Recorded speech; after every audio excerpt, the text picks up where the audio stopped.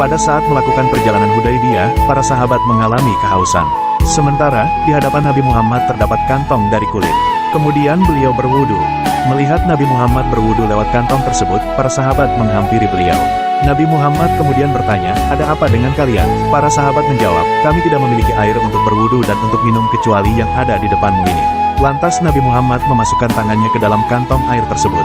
Seketika air memancar dari jari jemarinya bak sumber mata air. Para sahabat pun mengambil air untuk wudu dan minum dari pancaran air tersebut. Salim bertanya pada Jabir, "Berapa jumlah kalian waktu itu?"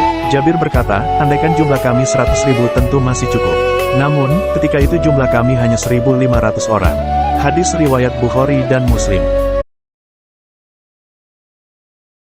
Dalam kitab Cahaya Iman karya Syekh Nawawi Al-Bantani, dijelaskan bahwasanya Utsman bin Affan bertanya kepada Nabi jumlah para malaikat yang ada pada manusia. Beliau menjawab 20 malaikat. Satu malaikat di sebelah kananmu, dia mencatat segala kebaikanmu, dia adalah yang menjadi pemimpin terhadap yang sebelah kirimu. Jika kamu melakukan keburukan, maka malaikat sebelah kiri berkata ke sebelah kanan, apakah akan aku tulis?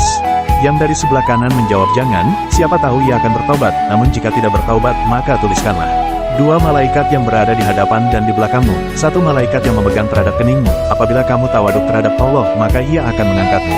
Jika kamu sombong terhadap Allah, maka ia akan merendahkanmu.